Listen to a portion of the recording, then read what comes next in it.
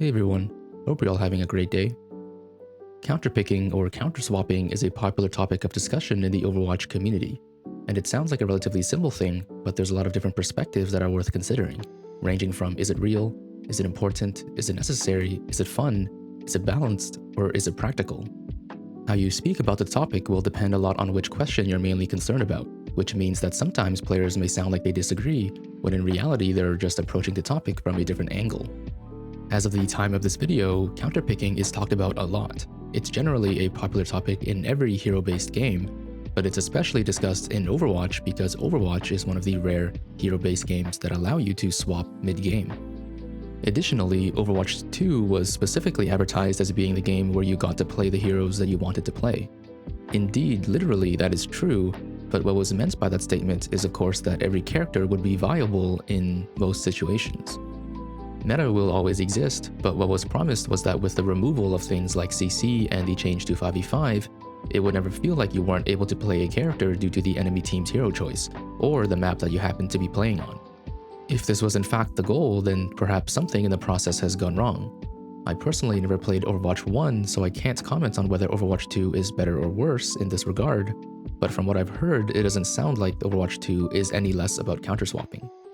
Popular content creators generally talk about countering as a somewhat negative thing, not necessarily saying that it shouldn't exist, but citing that the degree to which it is relevant is not ideal.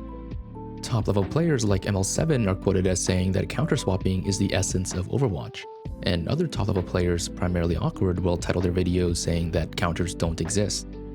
I think they're both correct in their own way because although it sounds like they disagree, I think they're actually talking about different things and to different people. And I believe neither of their opinions can be thoroughly represented through only one sentence that they made on the internet. Before we discuss, I think we should define our terms. I would say that broadly speaking, counterpicking is just the idea of optimizing your hero selection with respect to the enemy team's hero selection. To go even deeper, we should also take the time to properly define the term counter more specifically because surprisingly people don't really agree on how this word is supposed to be used. Most dictionaries define the prefix counter simply to mean opposite, contrary, or against. We're going to ignore any dictionary definitions because that's uninteresting, and more importantly because words are defined by the way people use them and not by the dictionary, a fundamental concept in linguistics. The way I've seen gamers use the word counter, it essentially means that some arbitrary selection made by one player has an advantage over another specific selection. Usually that selection is some kind of character. In the case of Overwatch, it would of course be the heroes. In addition, we can also see that the gaming community sometimes modifies the word counter on a sort of spectrum, differentiating so-called hard counters from soft counters. A hard counter can mean that one option, whatever that may be, is completely defeated by another option, such that there is practically no way for one to beat the other. For example, rock counters scissors. It is literally impossible for scissors to beat rock, and conversely, literally impossible for rock to lose to scissors, no matter what. That's an extreme example of a hard counter, but oftentimes people will also use the word hard counter to mean that a matchup is extremely one-sided, specifically that one selection is just really bad against another one. On the other hand, we of course have soft counters, which means that a particular selection is not definitively defeated by another one, but simply has some perhaps small disadvantage in the matchup. When people talk about counters, sometimes disagreement can occur if two people think of the word counter differently. In my opinion, the best way to think about the word counter is simply as a disproportionate difficulty in matchup. If we assume equal skill between players, if one selection is more difficult than another one, then we can say that the selection is countered. On the other hand, I've seen people talking about the word counter as if it only means that a selection must be an auto loss. So if you want to say that something is countered, then it must be the case that it can't possibly win in any conceivable scenario.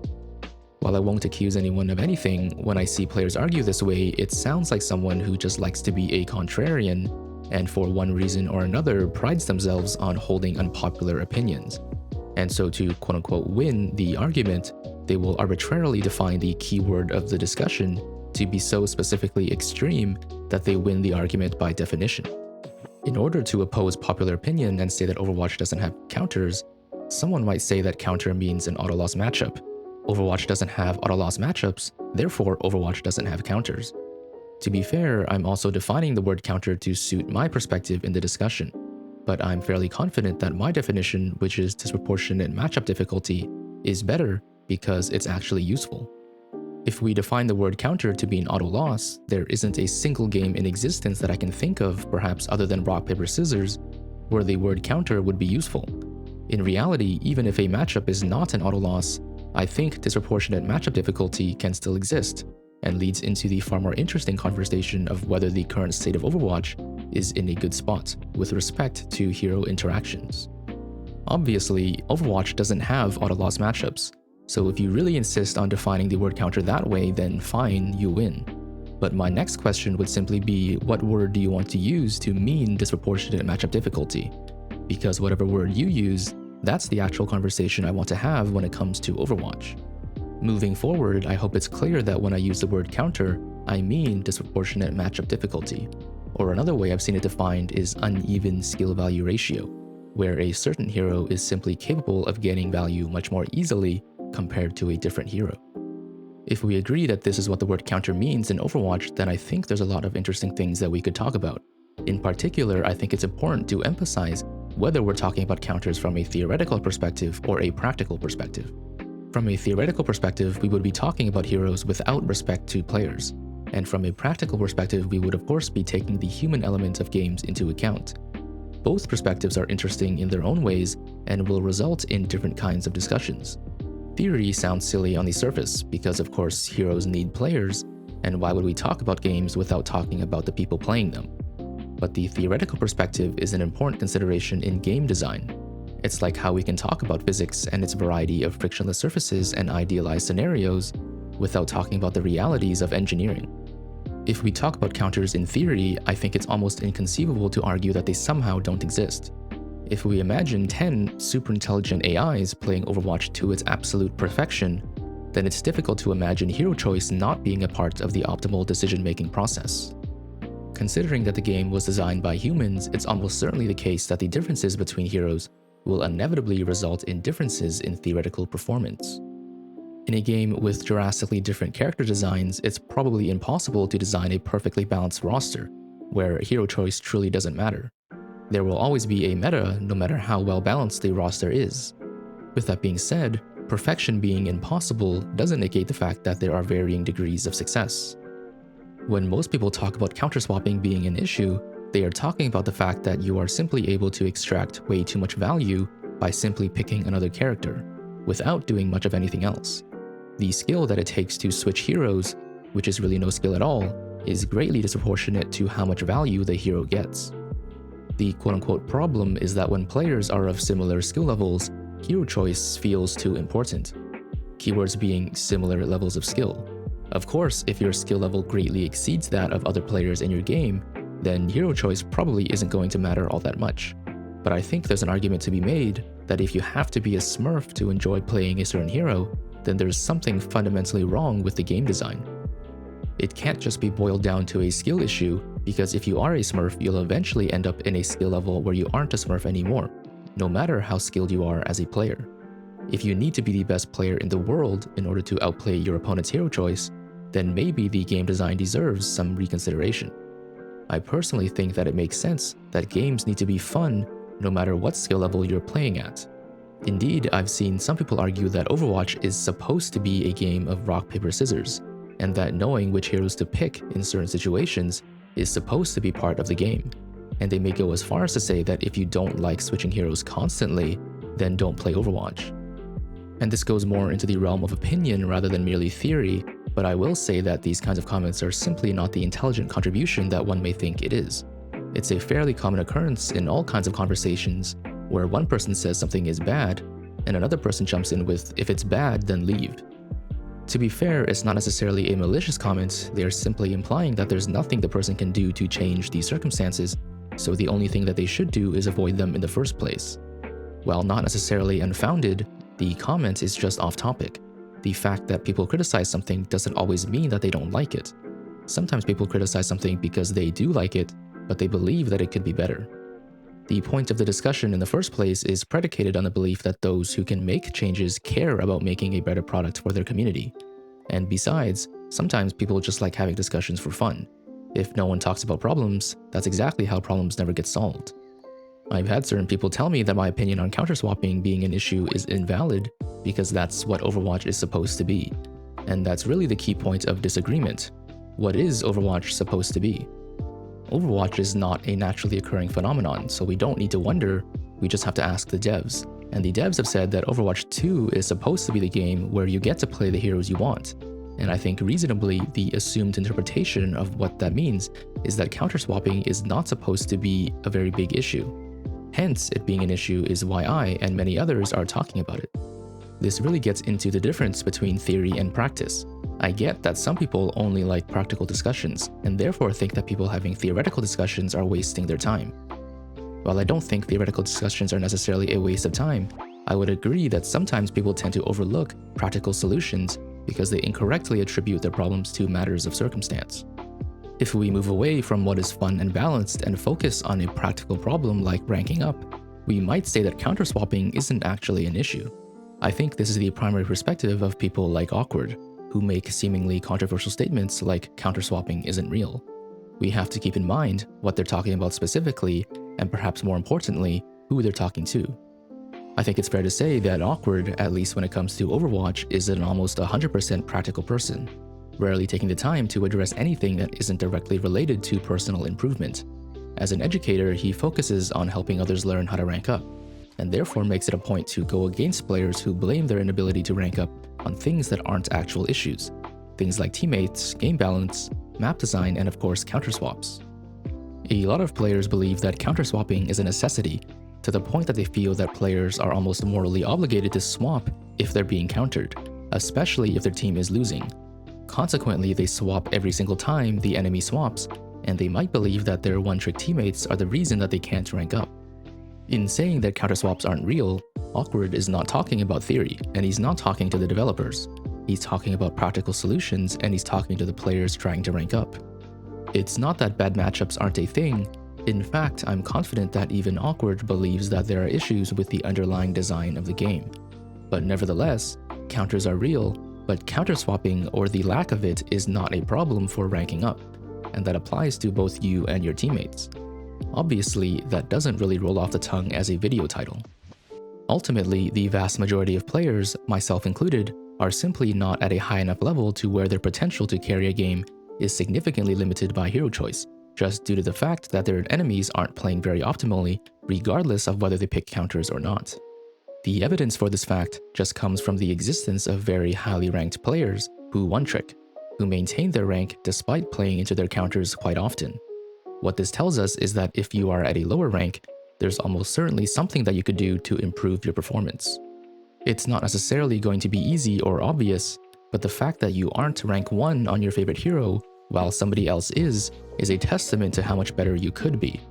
There's certainly something that you can improve even if you can't tell what it is. The main point is that for the vast majority of players, hero choice is overrated. There are simply too many fundamentals being ignored, and perhaps even more mechanical errors being made to even start considering hero choice being a problem. If game sense and/or mechanics are an issue on one hero, they're probably going to be an issue for every hero, mechanics being somewhat of an exception since certain heroes are mechanically less demanding. While it is true that switching heroes can often make the game feel better to play because you're able to do what you think you're supposed to do more easily, but you're probably going to be making the exact same errors on your new hero, and those errors are the main problems holding you back in the first place. Theoretically, counterpicking is the optimal way to play, and it's possible that learning to play multiple heroes and learning to counterpick could win you some games here and there that, given your current skill level, you otherwise would have lost on your favorite hero. But this leads into the very practical problem when it comes to learning the game as a human and not some hypothetical super intelligent AI, and that's the problem of efficiency with respect to time. Yes, counter-swapping feels very effective in the games where you do it, but does it actually make you a better player faster in the long run? And there may be different opinions on this question, but for the most part I would reckon that most people would actually be better off limiting their primary hero pool to 1 or 2 heroes at most, at least when it comes to trying to rank up quickly. And the reasoning for this just comes down to time versus improvement. Your ability to perform on a certain hero is limited by your natural intuition of the game, and more importantly, your experience. Experience comes with time, and since most players only have a limited amount of time to play Overwatch, dividing your time among several heroes increases the amount of time it takes to reach a particular skill level. Sure, those games where you get countered aren't going to feel very good, but if you switch to something easier, you end up missing out on a lot of teachable moments. You might have a higher chance of winning that particular game, but you lose out in the long run because you don't have the experience of trying to figure out those challenges, and as a result, you progress much more slowly because you're splitting your attention between multiple heroes. As the saying goes, you become a jack of all trades, master of none. You know the basics of many characters and you may think that you play them well, but if you switch every time it gets hard, you never end up developing the deeper understanding of the hero or the game that will actually allow you to rank up. In order to rank up, you must play beyond the skill level of your current rank, and not just at the level of your current rank. So while it's completely possible that you might play multiple heroes at your current skill level, it's unlikely that a normal person with a normal amount of time will be able to significantly improve at multiple heroes at the same time. Now, with enough playtime, you definitely could end up reaching any rank playing multiple heroes, but the main point is that it could actually take a lot less time if you had just stuck with one hero the entire time. You concentrate all of your time into one hero so that you can maximize your experience and use that experience to deal with your counters in ways that they don't expect. Bad matchups are certainly a thing, but the one thing you can't counter is skill. Chances are, even if your opponents are countering you, their fundamental understanding of the game doesn't change, and they're probably still making a lot of mistakes that you can find creative ways to exploit. You just have to look for it. Over time, if you play into your counters consistently, you might even start finding that it gets easier to play against your counters than to play against the people you counter, simply because you've played the matchup so many times more. While most people in your rank are worried about counterpicking and therefore only understand matchups at a basic level, you might actually have an advantage because you understand the matchup way better than they do. Your opponents think the matchup is easy for them, and that's exactly the thing that you can exploit. That's not to say that you can't enjoy playing different heroes. If that's what you enjoy, you should absolutely do that, but the point is that you don't need to. Regardless of what your desired rank is, it's almost certainly possible with any hero, maybe with some exceptions. Things like the initial release of Lifeweaver come to mind, but for the most part, you can achieve very high ranks playing whatever hero you want. Chances are there's probably already a one-trick player doing just that on your favorite hero. Where one-tricking gets a bit tricky is probably at a very high rank, maybe somewhere around high GM, and as you go higher, it becomes increasingly disadvantageous.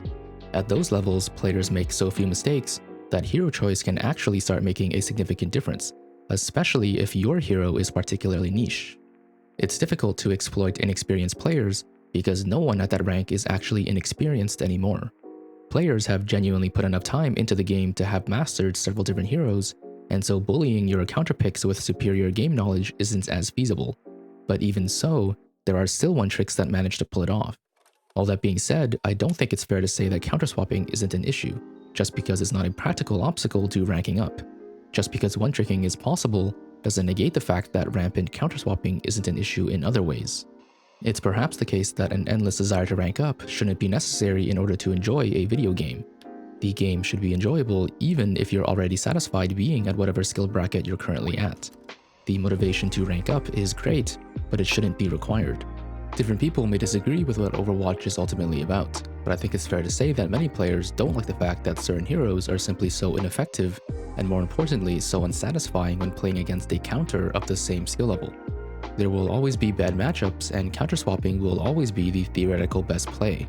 The main criticism is not that bad matchups should never exist, it's that bad matchups shouldn't feel as bad as they do. I think most players would be okay with needing to do something different if their favorite hero is being countered, but a lot of the time, the difference really just implies playing more passively and doing very little of anything else. Positioning and cover usage are indeed important, but if the only play you can make against your counter is hiding behind more cover or relying on your teammates to help you, the hero is going to feel very bad. To be fair to the developers, I think sometimes the issue can be a bit overemphasized, and for the most part I would say the overall game balance actually isn't as bad as people may say. As I've stated before, I think the majority of the issues are really felt in the tank role, where other than counter-swapping, there really isn't a great answer to a lot of the things that can counter you. And even then, there are some things in the game that as a tank, you have no answer for at all. Things like Pharah or especially Pharah Mercy come to mind. Unlike damage and support, tank lacks a solid, well-rounded hero. For players who don't like counter-swapping and don't like getting countered, heroes like Soldier 76 or Baptiste, perhaps, are great options. They're definitely not the go-to option in every scenario, but they don't really get hard countered by anyone else, and they themselves don't hard counter anybody. And wait, I know what some of you are thinking, and my answer is no. I don't think Soldier counters Pharah at all. Hit scans don't counter Pharah. Pharah counters anyone who isn't a ranged hit scan. Ranged hit scans don't do anything special to Pharah, they just happen to be the ones that can shoot her, and if simply getting shot by a ranged hit scan is considered a counter, then well, I suppose ranged hit scans counter literally everybody. I've already talked about many of the issues with the tank role before, so I won't say much more. I think the devs have demonstrated the ability to thoughtfully rework problematic abilities like Zen's Discord Orb without making the hero terrible. And I simply think at least a few other things in the game deserve a similar amount of attention, where a bit of counterplay is made available to the hero being countered. Counters, or rather bad matchups, will always exist no matter how well one designs and balances the heroes, but it's also important to remember that unless one is playing at an extraordinary skill level, it's probably not a thing that's holding you back from ranking up, and it's not as big of a deal as it seems.